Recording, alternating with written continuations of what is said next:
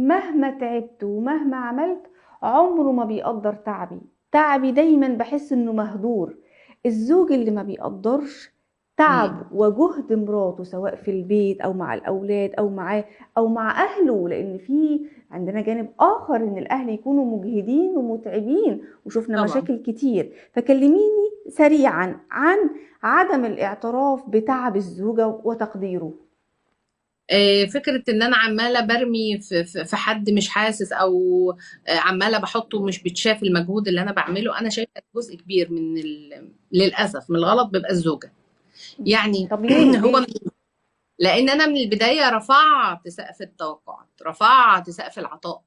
يعني ايه؟ يعني انا او اتجوزت. رفعت سقف مجهودي اللي عماله ببذل فيه. طب ما انت شايفه ان مجهود بيجر مجهود ومفيش مردود بعد كده. بالظبط. فانا يعني لما واحده تتجوز وهي اخده ان هي اللي بتغير الانبوبه، وهي اللي بتودي الولاد التمارين، وهي اللي بتنظف الشقه تمام زي الفل، وهي اللي المفروض تروح الكهرباء تدفع الكهرباء وتدفع الميه وتعمل الغاز والكلام، انا اللي بعمل كل ده من اسبوع جواز مثلا. وبنزل اخدم عند حماتي وبطلع اكل ايه وبعمل مواعين ايه وبنظف عند حماتي تماما.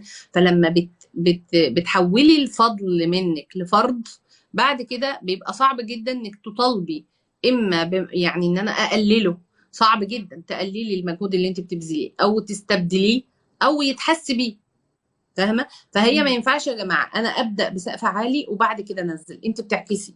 بمعنى ايه؟ انا دلوقتي واجبات الزوج المفروض هو اللي بيعمل واحد اتنين تلاته، هو اللي بيشتري طلبات البيت. لا، طب انا هديك الفلوس وانت تشتري، تمام، ده فضل وليس فرض.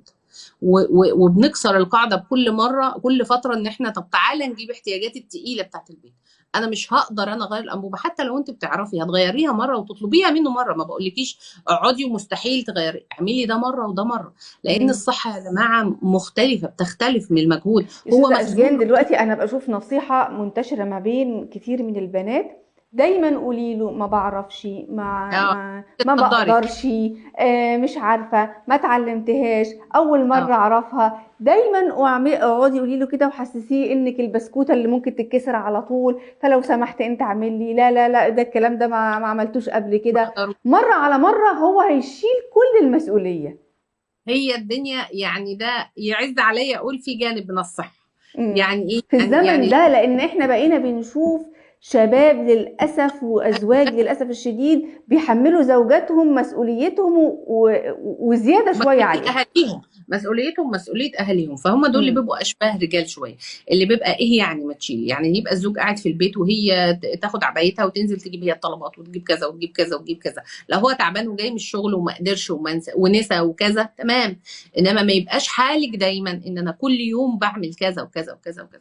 ففكرة إن أنا أقول ما أعرفش، مش قبل ما أقول ما أعرفش أو أعرف لازم أشوف هو باصصها لي إيه، إن اعملي ده فرض ولا فضل، ان ده استثناء ولا قاعده. فالحاجات اللي بتبقى كبيره انا بتكلم على مهام كبيره، لان احنا معانا زوجات بالفعل هي اللي قايم عليها البيت 95%. اللي هم مين بالضبط، دول؟ اللي بالضبط. الازواج مسافره، اللي الازواج دوامها 12 ساعه، اللي الازواج اصلا في محافظه وهي في محافظه، ولا في بلد وهو في بلد. فالستات دي فاتحه البيت بنسبه 95%. ال 5% اللي هو بيجيب الفلوس اللي بيقدر عليها وبيبعتها وخلاص، ومكالمه وجها لوجه فيديو كل كام يوم لو ربنا قدرنا، تمام. انما مين اللي بتودي ومين اللي بتجيب ومين اللي بتعمل عشان اقدم كل الكلام ده من العمر ومن الوقت ومن الصحه ومن تربيه الابناء الصعبه في هذا الزمن؟ فلازم ابقى فاهمه الطرف الثاني باصص للي انا بعمله ده ايه.